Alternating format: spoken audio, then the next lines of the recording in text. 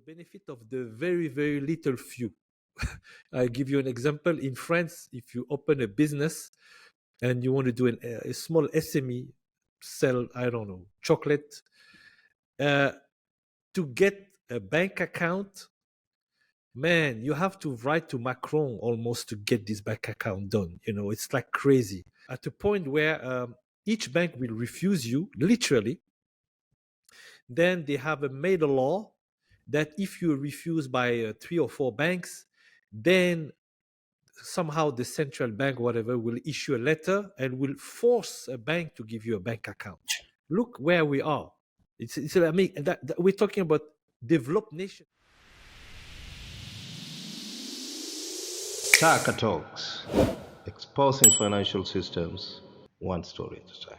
Hello, everyone, and welcome back to another episode of Taka Talks. Today, we have our guest with us, Moataz Alobaid. He and I and myself and Murad, we will be talking about how we can empower the unbanked through Web3 technology. So a little bit about Moataz. He is a visionary and entrepreneur and a technologist passionate about, of course, financial inclusivity.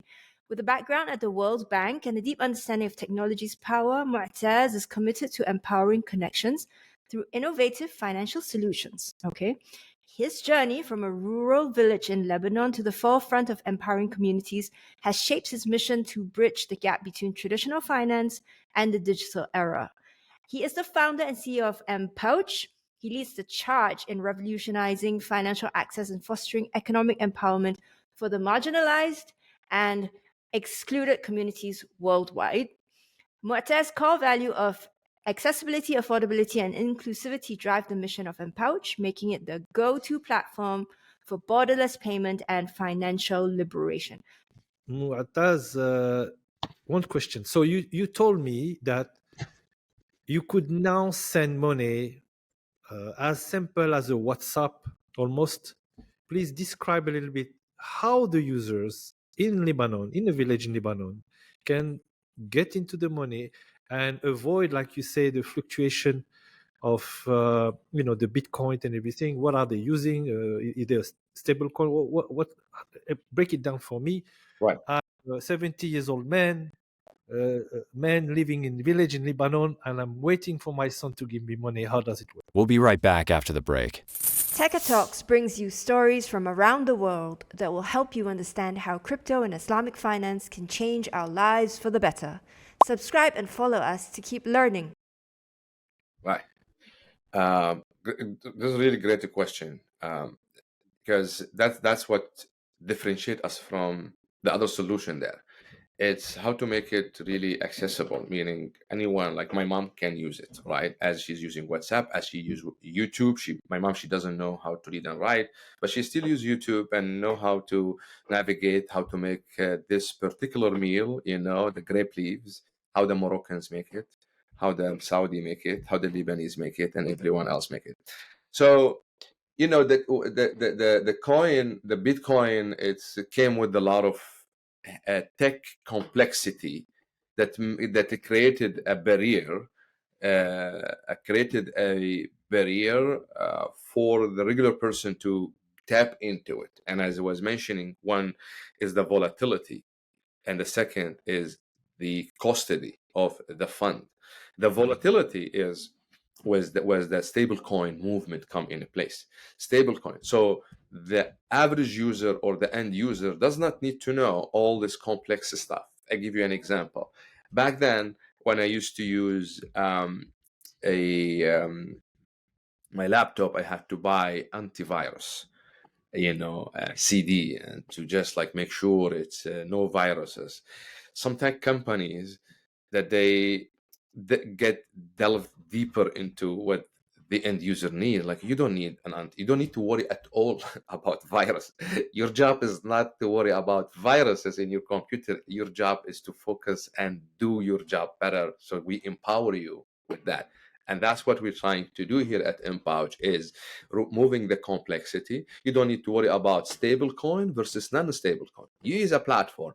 All of that under the hood. And that's where it comes the experience, the user experience design that we excel at here at Empowch, is is making it easy to understand without going in. Even the recovery mechanism for the private key, that's something we have. You don't need to worry at all about like losing private key, and you don't need to think about it. This is because a tech conversation, we can talk about it. But for Yeah. the average users, hey, you have an app similar to the app that you use, where you can add money, add, store, and move fund as So easy as you can add money right. with fiat currency, crypto. How do you add the money into your wallet? Yes, I'm coming to that. So the goal is you store and move value, store, move it, and invest it ultimately. So the way you add money, you have multiple method of adding money. You can add money by card. You can add money by balance to your wallet, by bank transfer. You can add cash deposit, and you can add by external wallet. That's the last two are the most exciting things that we have at Empowch, because the first and the second, I mean, the card, now you can add money to Empowch card wherever you are in the world through our partnership with payment companies, and you can add transfer from your bank account, but that's really depends where you are in the world. Depends on every country. Like now we can do it in Europe easily. You can link your bank account, and then boom, you can add 200 euro, 300 euro. It costs you almost nothing to add money to Empowch.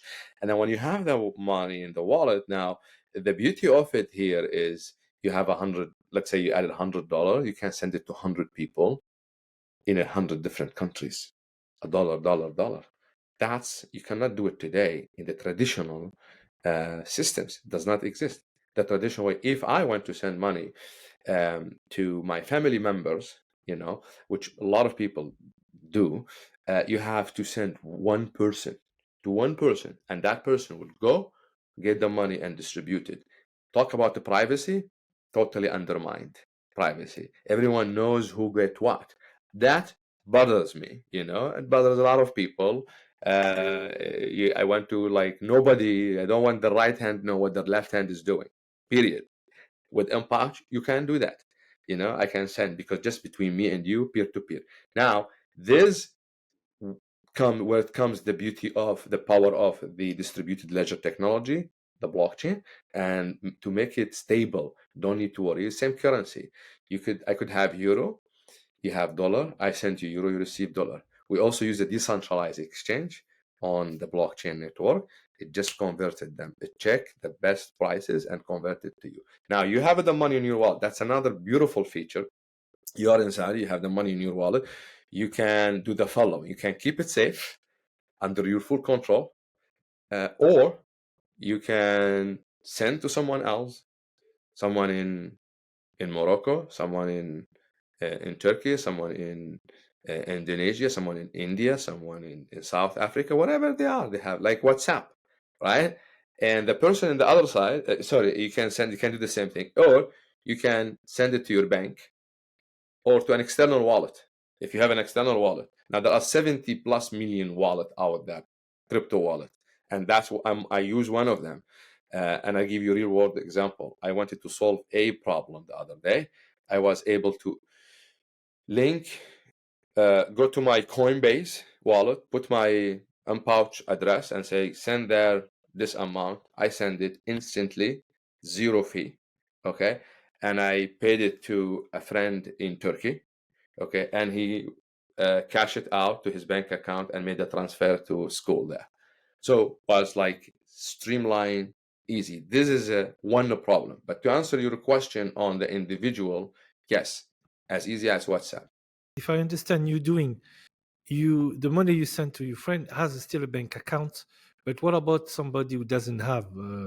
Do you? Let's say I'm using M-Pesa, I don't have bank accounts. And many people say I don't want to have a bank account. Absolutely. Like 60% of the Kenyan, they say I'm fine with M-Pesa.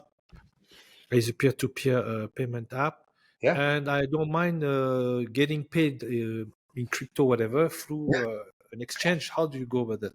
Yeah, that's a perfect example with Kenya. As we speak, we're signing up a partnership with Kenya, because in Kenya, more than 60%, actually around like 90%, everything is done on M-Pesa.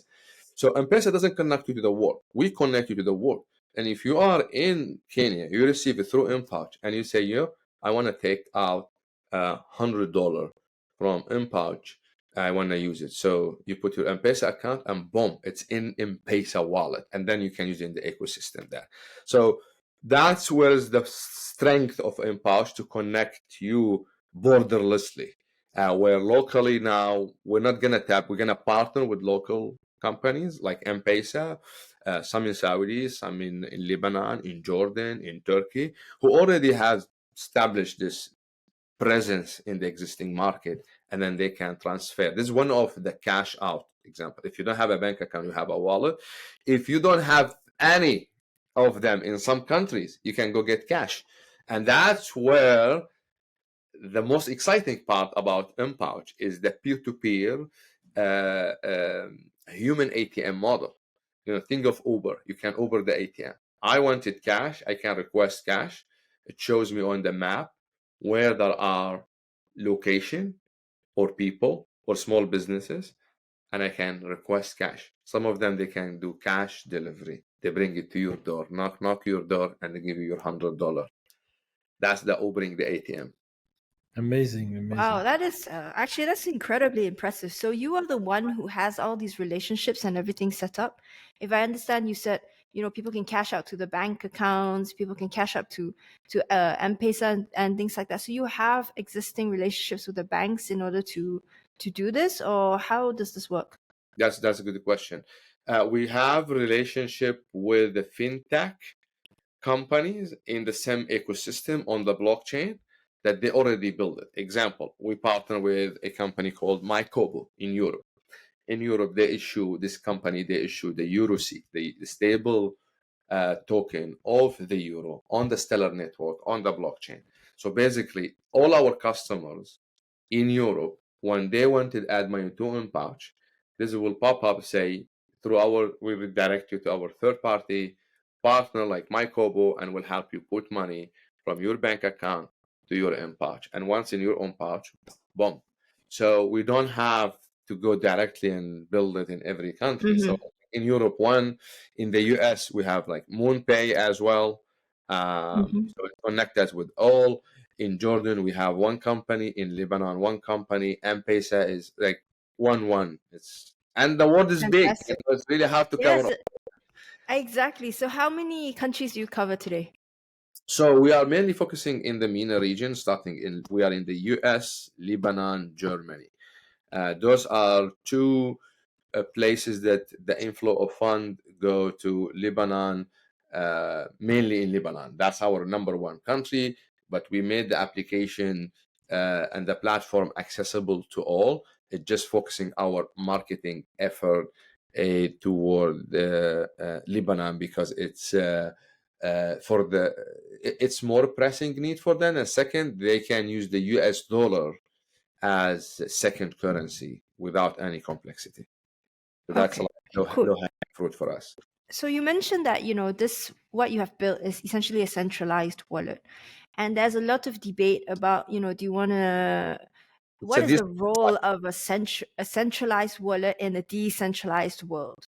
And some people feel like it is necessary. It's a necessary quote unquote evil, because we need to figure out a way to onboard all the users, like you said, the good UI UX.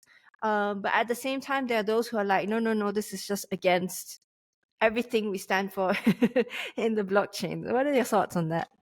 Yes, first of all, it's a decentralized wallet, Empowch, and has everything decentralized.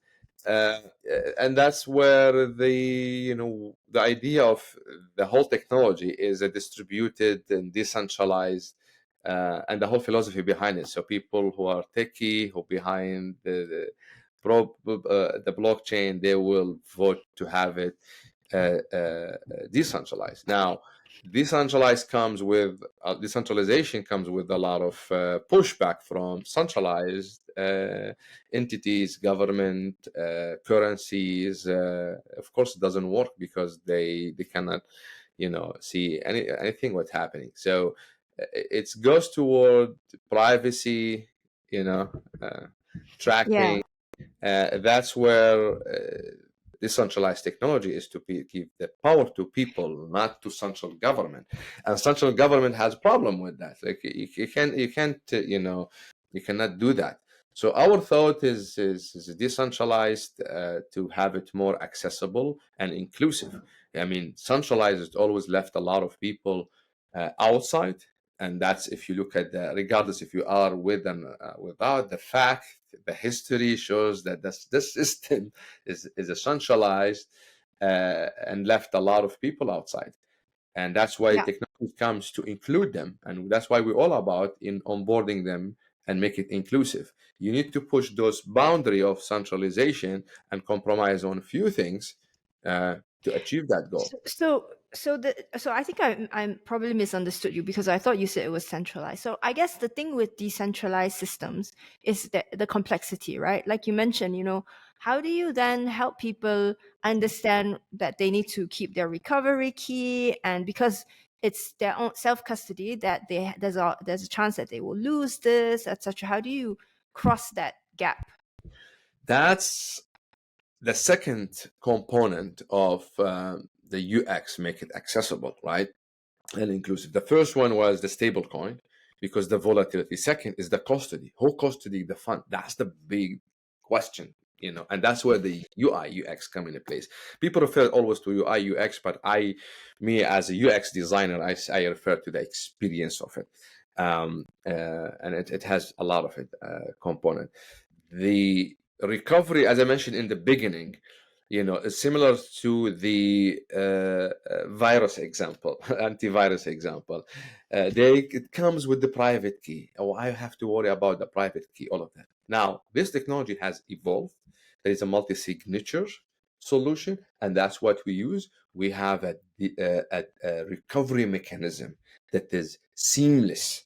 You don't need to worry about it. You have two things: full control and full custody, and you can recover your private key. Similar to Apple. If you lose your Apple device, if you have an iPhone and use your iPhone, anybody can access it? Nobody could access it, right?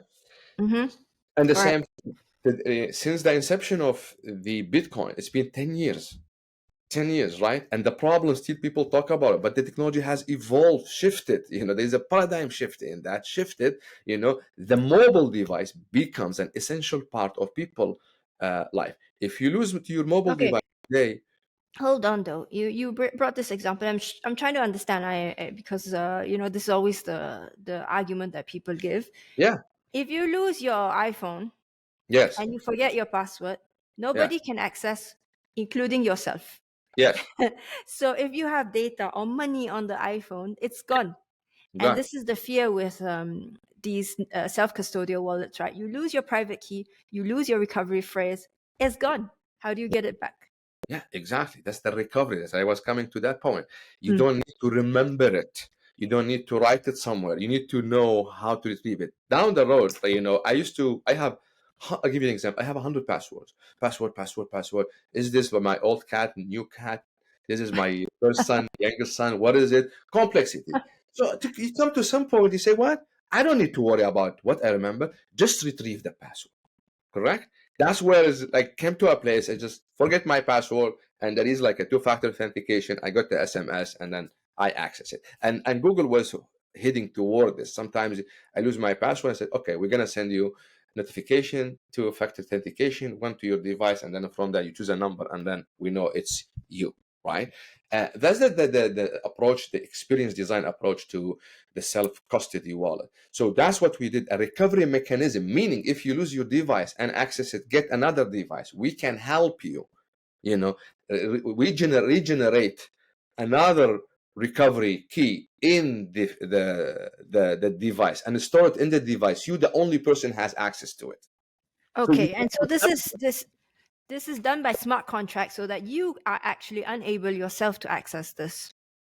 You are not able to trigger the regeneration of the recovery key. Can only be done by the individual.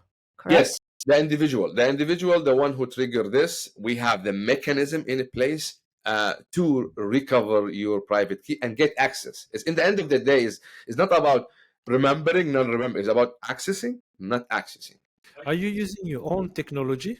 No, we use Stellar technology, third-party technology. They have something sophisticated called SEP30 protocol, and they use multi-signature servers, and we just leverage that protocol and Amazing. we work on make it the experience of it, the user interface, make it really seamless without, as I said again, like we're putting ourselves into the mind of the shoe. What the user at that time need access. I don't need to remember a 14-digit phrase or something. I don't need to have I worry got, about having.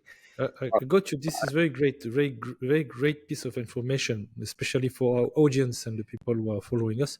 Another interesting thing. So, tell me a little bit about how you got into crypto, and what do you see, crypto and blockchain and everything, and what do you see for the near future? Of course, with what you try to work up, we start with payment. I totally align with you when you mentioned that. We'll be right back after the break. We believe that the financial system is broken and that our banks and insurance companies don't have our best interests at heart. We've built Takaturn to help us get together as a community to save, earn, and access credit. Join us today and discover how you can grow your savings while helping others. Mentioned that actually the have-not have been left alone, and I think they are big enough of a numbers to unbalance what seems to be a balance into our economical system, where actually is a benefit of the few who have access to a bank. To be honest, I would say the benefit of the very very little few. I give you an example. In France, if you open a business and you want to do a small SME, sell, I don't know, chocolate, uh, to get a bank account, man, you have to write to Macron almost to get this bank account done. It's like crazy, at a point where each bank will refuse you, literally. Then they have made a law that if you refuse by 3 or 4 banks, then somehow the central bank, whatever, will issue a letter and will force a bank to give you a bank account. Look where we are. It's I mean, that we're talking about developed nation. I cannot even open a bank account. Really? So of course, I think they made a lot of people upset, and I think that's time to change for a change. But again, how did you got the bug into the blockchain crypto, and where do you see the future and stuff like that? I would really love that, especially coming from the belly of the beast, the World Bank. So I really would like to know what happened to you, my friend. I was looking for my book. I had a book beside me. I think I left it on the balcony called The Business of a Blockchain. I was reading this. So, the idea came, to be honest, I was just thinking to solve a problem for Lebanon back then in 2016. And I had no idea about the blockchain, about the crypto whatsoever. I was sketching, designing. I was talking to a friend of mine.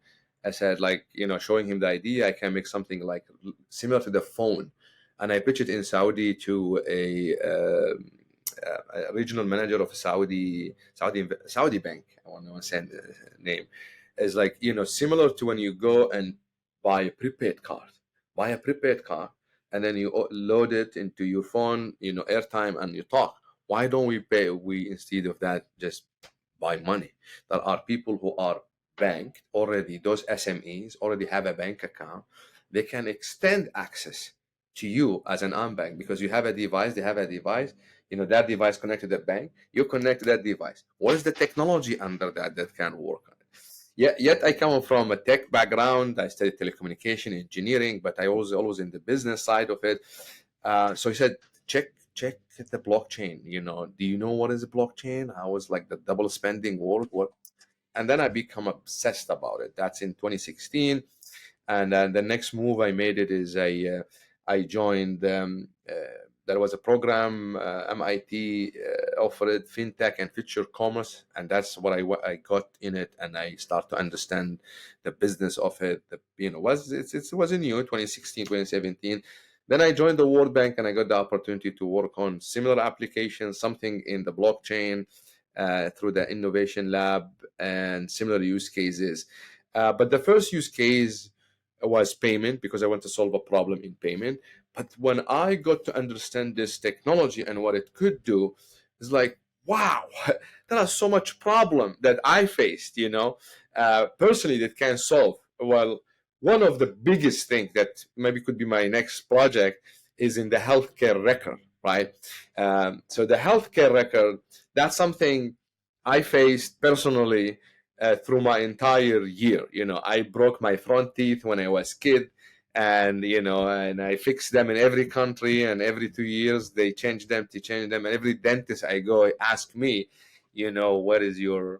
what have you done with your teeth, and what is the record and everything. And I realized that 95% of my healthcare record, I don't own it, and the 5 that I think I own it is distributed across my house in Turkey, my house in Jeddah, my old email, the previous email, the drawer, and is not accessible to me. It's like, wow, I don't own it. I cannot make insight data on it, understand it. I cannot monetize it. It's being sold, and it's being costed with a compliant environment in a centralized system that is vulnerable, and it's burden for the doctor who hold it, who custody it, if they don't monetize it, for everyone, for the for everyone. And ultimately, I cannot get any use of my entire hair. But that wasn't the problem, bigger problem, that eye opener, till I start having kids. And if you live in the US, every 2 months, every month, every couple of weeks, you take them to the doctor and then you change a place. I was living in Virginia. In the pandemic, I moved to Maryland. What is that healthcare record? My kids, when they are 40s, 50, when they are in my age, if something happened, doctor can look at this data, right? And they can make better sense. That's the future. How I see blockchain is solving. That's one use case that I experienced personally. Second use case is the land registry. I know people died poor in my town, and even they own a lot of land. But those land, only few guys in the village knows that this land is owned by this guy. Nobody could sell it. There is no deed, no record, no way you can collateralize, you can use it, you can say, hey, I have so much money. Can I do something? Can I borrow against it? Can I, monetize? Can I, do business? Can I improve the economy? No, it's dead asset there because it's not registered, and so on and so on, and get to food supply chain. But I'll hold those because because Bitcoin was proven application for payment, and everyone wants to fix it. The future for blockchain, of course, held for a lot of things down the road. You take other application, voting, supply chain. IBM worked on, I think, Walmart or some of the big food sellers, they worked on a supply chain. Like, you can track that contamination, is have something happen at specific time. You cut the supply from here and from here. It doesn't have to come all the way. A lot of use cases. The healthcare record is, I can tell you a lot about my own personal experience with it. Yeah, this is actually very cool. And you brought up something. So you used to work for the World Bank. Okay. Yes. The thing that I don't understand and I cannot get is why are there so many people still unbanked today? I mean, are you telling me that with technology and the digital banks and the rise of these, I don't know what you call this, neo banks and stuff, we cannot bank the world? Why? What is going on? Well, this has nothing to do with my experience with the World Bank at all. I mean, the World Bank is a World Bank. It doesn't mean one to bank the world of the unbanked. These are two totally different things. But yes, we can. What makes that difference? Only, and I mentioned in the beginning, 20 years ago, I told you, when I was a student in Istanbul, and I went to talk to my mom. I told you, few people had mobile device in their hand, and it happened. One of them is my friend. It's like I call him, "Can you go send the phone?" And he will drive for 20 minutes. It's like just to talk to her, 5 minutes. That's it. I can't afford to talk more than 5 minutes. It's costly. Today we are connected on a daily basis. She cannot live without WhatsApp. Literally, she told me the other day, I cannot live without WhatsApp. She wants to talk to me, to my brother in Germany. My picture, my video, my kids, and everything. We live on WhatsApp. We're literally living on WhatsApp. And that's the catalyst, the catalyzer, the only things that made the entire movement could happen, could be a reality, because what changed is everyone today almost have a mobile device. So banking on mobile, making cash mobile, the technology is there. It just is not the invention of it, is bringing to the people's hand, in an innovative way, in an easy to use way that could be scalable, because we believe connecting people, to like the human network, and if you can, the technology can help scaling it. So everyone has a mobile device, right? And everyone can access WhatsApp on the cloud. And if you can make banking on the cloud, on the mobile, you liberate this, right? You unlock this. Why people are unbanked? Because they're excluded. And as you mentioned, in France, if you want to open a bank account, I come from a family of 8, only 2. My mother and I, because my brother, he works in Lebanon, he was able to open a bank account. And I live in the US, I have a bank account. My daughter here, when she was 10 days old, she got an envelope to the address here. You have a bank account. Now you tell me why? Because the infrastructure here in a place was easy to apply online and you get it.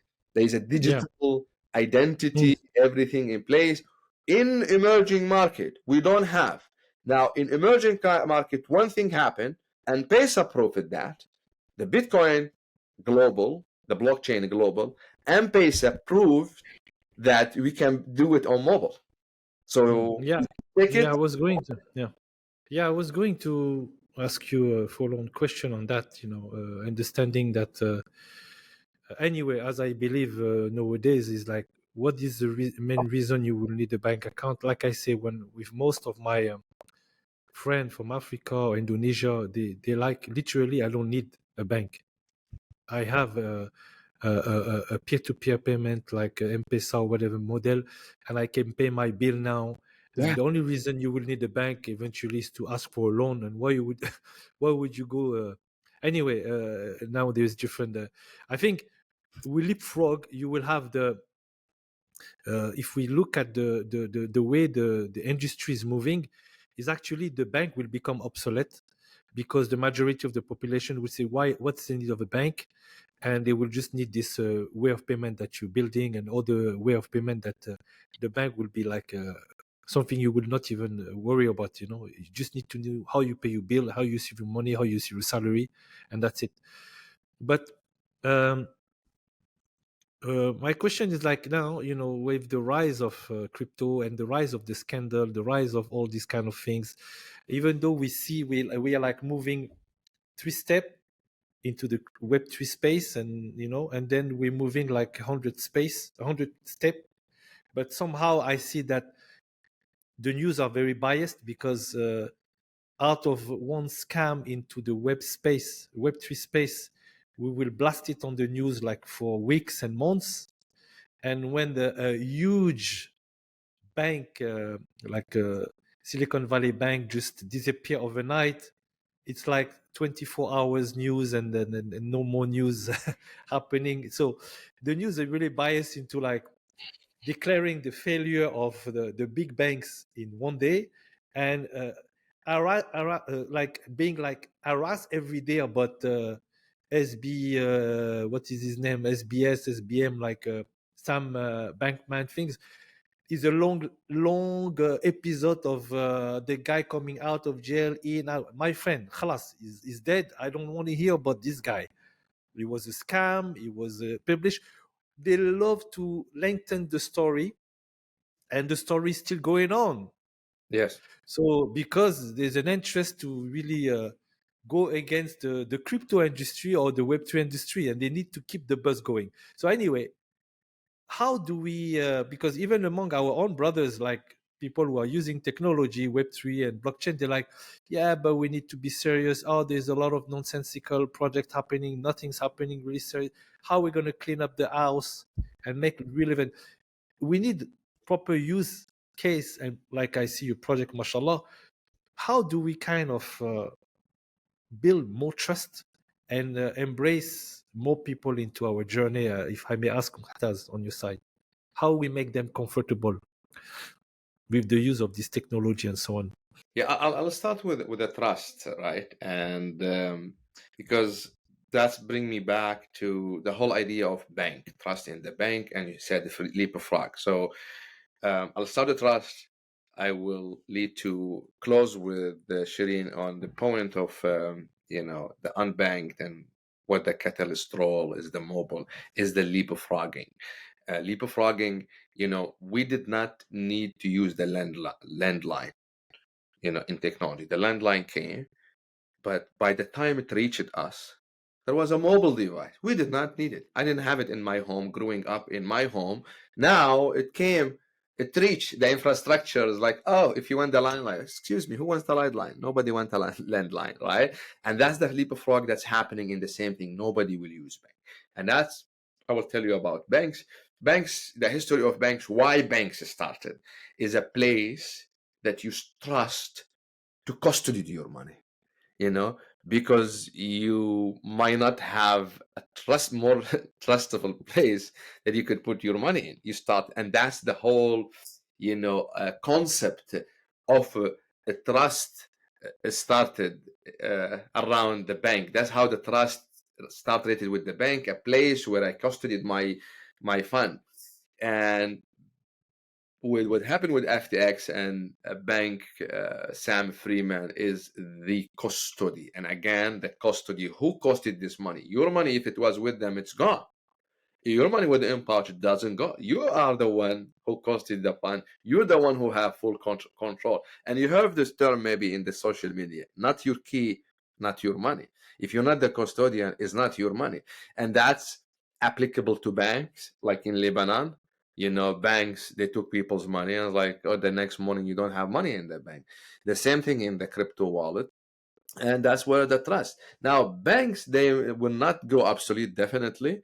I think banks, they will play a role, but different. They will be the backbone. They were like, the fiat, the bridges. It's a one layer that banks be. But what's going to change is the relationship with the end consumer. The end consumer used to go to the bank, and that's behavior. Like, first, I'm going to trust. And I'll give you a story. One time I went with a cousin. I opened a bank account in Lebanon, and they they treated me different. He was just hanging with me, and they give me a nice envelope and everything. I was like, can you get me one like this? Like, he liked the envelope, but I don't have money in the bank account. To tell you about the relationship, that's going obsolete. You see in the US here, they're closing a lot of a branch. I don't need to go to a branch.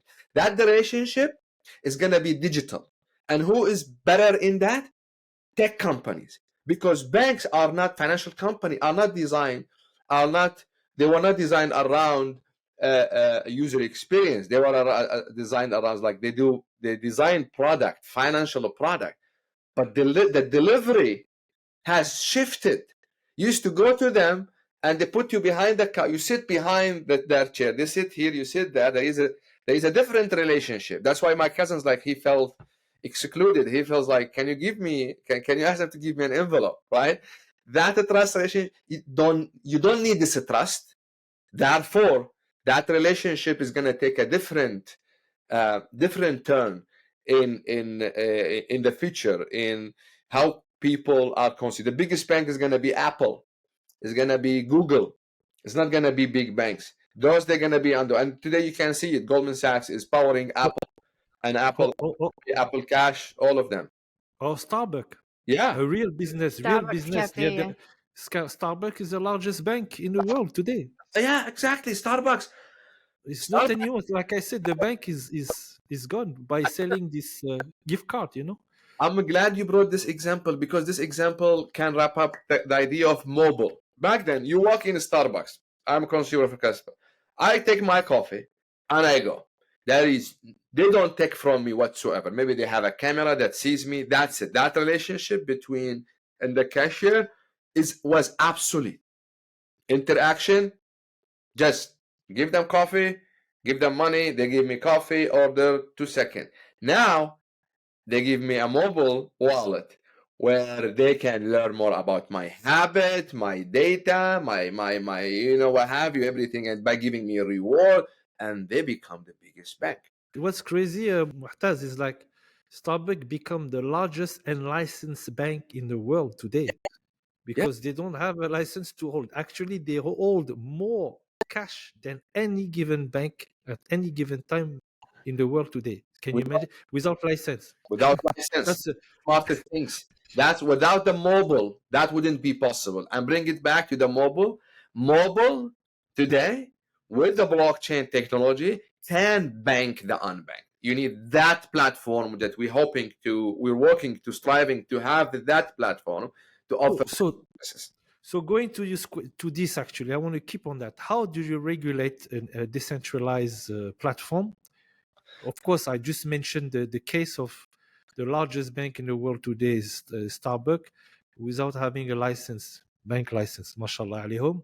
How do we, the decentralized guys, have some kind of legitimacy in the sense of how do we, because we cannot be regulated, as you know, it's very difficult, or you get some kind of regulatory framework, but how do we go about that, and how do we move from that level? Let me also quickly jump in on the related point, which is that I'm totally with you, man. I can open as many bank accounts as I want here in Saudi Arabia, in Singapore, you name it. But I don't want my money in banks. I'm afraid of these guys, man. They are playing with the money. There's fractionalized reserve banking. You have $100 in there. They have already loaned out $200. But the problem is they're not going away easily. And like Murad said, there are regulations, and today in the US, the SEC is trying to regulate away crypto because they see themselves losing control over this. This train is moving, and they are no longer able to hold it. So, what is the role of regulations here, and what now? Really, I don't have answer for that, to be honest. But here is my approach. My approach was the same thing when we're innovator. I consider ourselves as innovator technologists. We come to a place, think back in the time when those great guys invented the cars, right? And Ford has a very good. I'm quoting. It says, if you ask people back then what they want, they would say they want a faster horse. And it comes, they invented the car, but they did not sit and say, oh, regulation, oh, the car seat, the seat belt, oh, the traffic light. There was no concept of a traffic light. Nobody knows that you need the traffic light for that.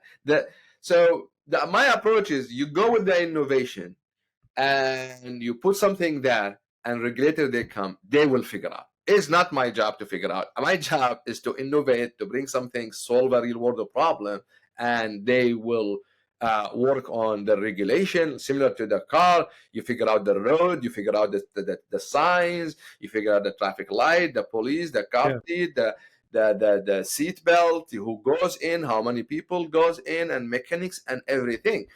That's if we could start, because I lost years trying to fight a regulator on pushing something like this. It's really hard to regulate, and they're evolving, they're getting there, they're seeing they are missing a lot. There was pushback before, but today I think the attitude has changed from pushback toward let's ride the trend and let's capitalize on this. And there is a movement. You could see a CBDC is a form of regulated form of centralized form of Crypto, a scope of it. That's so far what it is today. And I think we could maybe the approach would be a hybrid, something to balance between a fully decentralized and centralized, the CBDC, and the fully decentralized other coins. But I don't have I don't see how it's going to happen. The way it's going to happen when the power in the hand of users, because now they pay attention because there is a real use cases, so they pay attention. How they're going to apply that attention into more actionable items and regulate. The pushback era, I believe it's gone. It's in the back. Now how they can capitalize in this. It's a race. It's a war. It's bigger than, I think, just us, trying to bring an innovative solution. But we're standing there. We try to navigate the regulation and be up to date, adapt, and that's our approach. Yeah, I think you're absolutely right there. My fear primarily is that why were banks so slow to roll out across the world? Is like you said, infrastructure. There's a large part is also has to do with regulations. The regulations made it so difficult that it was so expensive to start a bank in a place like Kenya that they Yes. didn't. It was not Yeah. profitable. So guess what? Most people went unbanked in a time where these things didn't exist. There was no blockchain back then, and they suffered for it, right? And today, if they go and they try to regulate us, like they tried to regulate the banks before, I don't know how. I hope they will have a hard time catching up, and I hope, like you said, they're not going to be backward about it and going to be forward thinking about it. But yeah, my fear is that these regulations are again going to cause us to halt the progress and cause a lot of people to suffer as a result. Yeah, Murad.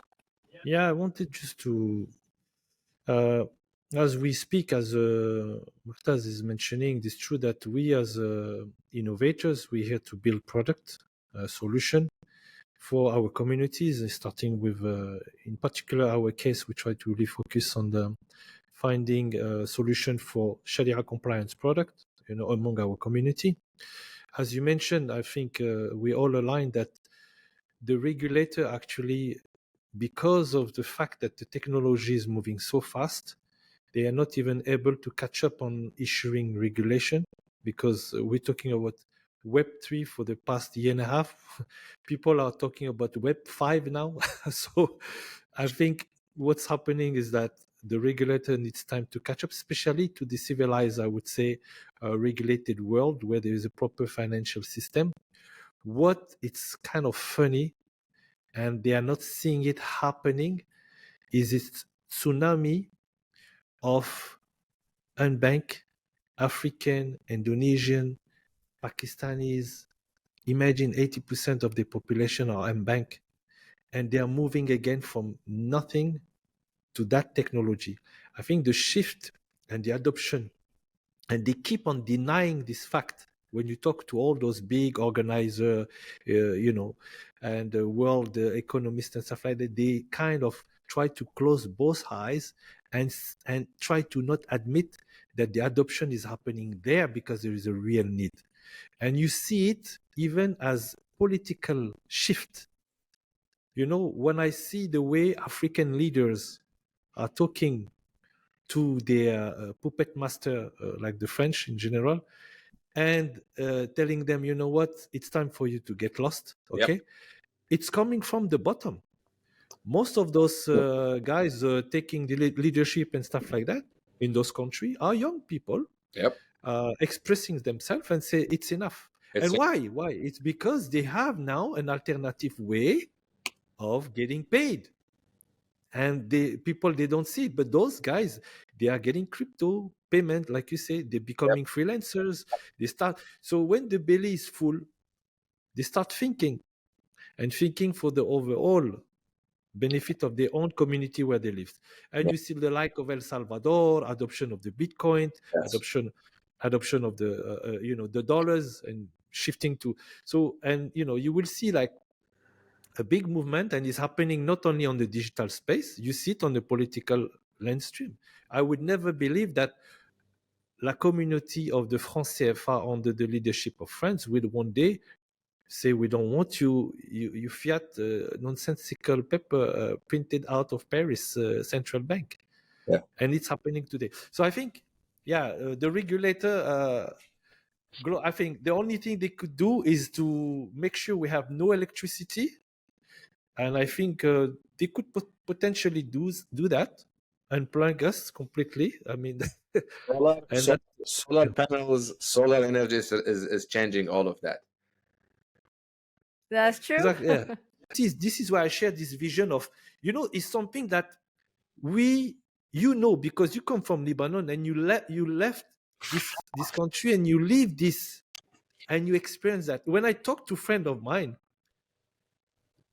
who live in the West, they don't realize, or even in GCC in general, they're like, they cannot believe that this is happening. But why? Because themselves, they don't know. The other exciting things, actually, on the other hand, Mm-hmm. is the adoption of crypto, blockchain, and everything from the West comes from becoming a little bit more free. It's not, I don't have access to such and such and such facilities because I do. It's just I want more privacy. So you see a movement also in North America, in the US, where people say, I'm sick and tired of being bullied. I want to have ownership of my money, ownership of blah, blah, blah. And you see them moving into that things. And of course, we know about the truck driver from Canada being like unbanked overnight and so on and so forth. So you see a movement in Europe where the have not and the have, they kind of collide now and become one. So I could be a Lebanese living in a village, an African living in a rural area, and actually connecting my wallet with a CFO, a CEO in a European country, well off, who is connected to the divide. So this is where we line up as human, I would say, collectively joining into this future way of working together finally. Yeah, I 100% I see that trend, the movement coming, even in Africa. Africa's rising, leadership, a new young generation who's sick and tired of the old system and the inequality in it, and that's what we also another thing that drive us because I experience it firsthand, being excluded, facing the inequality globally. I see what is it I am here in the US when an extra dollar is printed, I go back and I see equivalently in how a poverty is created at the same time simultaneously, and I'm lucky enough to see that, leaving 2 words. I go, like, I'm going Monday to Lebanon with my family, traveling, and I experienced that.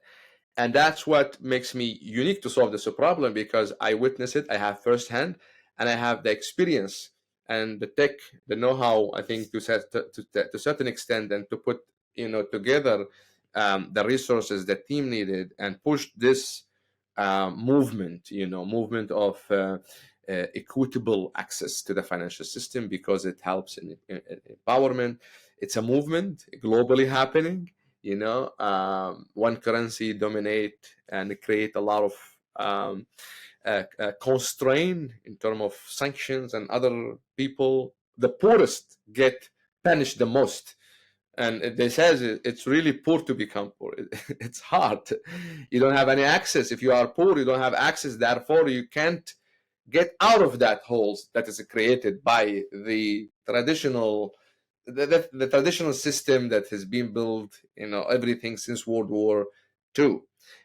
Big movement happening, political everywhere. Our movement is technical, leveraging what people have in their hand, leveraging the emerging technology, um, because we believe it can be scalable.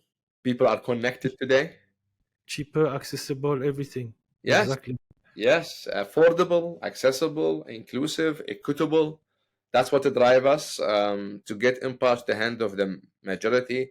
And we're hoping by solving two main uh, problem, user experience problem in the crypto world, that we solved it so far, is the use of a stable coin. And you see the movement of a stable coin with PayPal and other. And the second is the self-custody with the recovery mechanism. Um, so yeah, and giving the power to the end user and the full control. Don't trust a bank or your money in a bank, nor in a custodial wallet, like what happened with FTX and Bank Freeman. And I don't care about the news. I'm an engineer. I build. I'm not a political person all talks are we build it, we have it, it's ready, we're rolling out now country by country, and then we're very much excited and looking for the impact that we could create on the ground. That will be our, to-go book. Amazing. Thank you so much, Moataz, for this. So, final words, how can people reach out to you and how can they become users of Empowch? Great question. Thanks for having me. It was an honor to talk to you guys and share this together. They can reach out directly to my email, moataz@empowch.com. They can download Empowch. It's available on the Google Play and Apple stores. It's just as of yesterday, we released a new version that has a lot of cool feature to cash out from peers. And a lot of improvement. And also we're available on the social media, Facebook, in LinkedIn. We share our latest and greatest with the community there. Fantastic. Okay, just the spelling of Empowch is EMPOWCH. Just Yes. for those who are listening at home and not watching. Very nice speaking to you, Moataz. Thank you so much. Taka Talks, exposing financial systems one story at a time.